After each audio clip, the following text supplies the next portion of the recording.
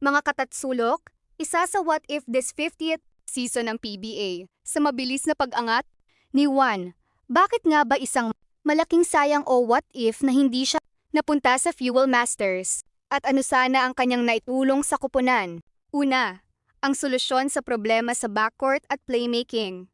Sa mga nakalipas na season, kitang-kita ang kakulangan ng Phoenix sa isang elite, steady, at mapagkakatiwalaang court general. Bagamat mayroon silang mga masisipag na guards, madalas silang magkaproblema sa aspeto ng shot creation, half-court execution, at composure tuwing crunch time.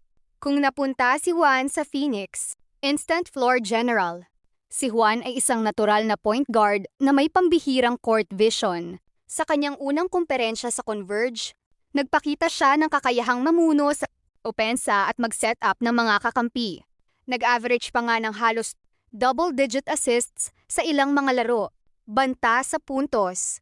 Hindi lamang siya tagapasa, si Juan ay may kakayahang umiskor sa loob at labas. Ang kanyang perimeter shooting at matatalas na drive ay magbibigay sana sa Phoenix ng karagdagang armas na magpapaluwag sa depensa ng kalaban para sa kanilang mga big men. Pangalawa, ang maturity mula sa karanasang pandaigdig.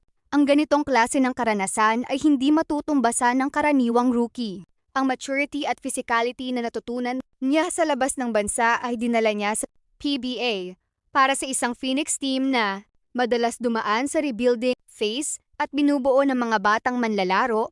Ang isang rookie na may utak veterano tulad ni Juan ay magsisilbi sanang stabilizer sa loob ng courts, isang pinuno na hindi madaling magpanik sa ilalim ng pressure. 3. Dynamic pick and roll, partner para sa mga big men ng Phoenix. Sa pambihirang abilidad ni Juan na mag-dissect ng depensa habang umaatake, mas magiging madali ang buhay para sa mga forwards at centers ng Phoenix.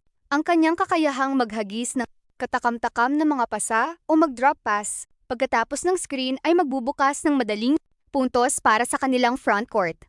Pang-apat, star power at bagong mukha ng prangkisa. Higit sa laro sa loob ng court, ang PBA ay isang negosyo na nangangailangan ng ingay at suporta ng mga tagahanga. Ang Phoenix, sa nakalipas na mga taon, ay tila naghahanap pa rin ng isang muka o franchise player na tatatak sa masa pagkatapos ng era nina Calvin Abueva at Matthew Wright. Si Juan Gomez de Leano ay may natural na karisma, malawak na fanbase kundi magdadala din ng mas maraming fans sa Coliseum at magbibigay ng masiglang enerhiya sa buong prangkisa. Ang hatol, isang malaking what if, ang makuha ang isang potensyal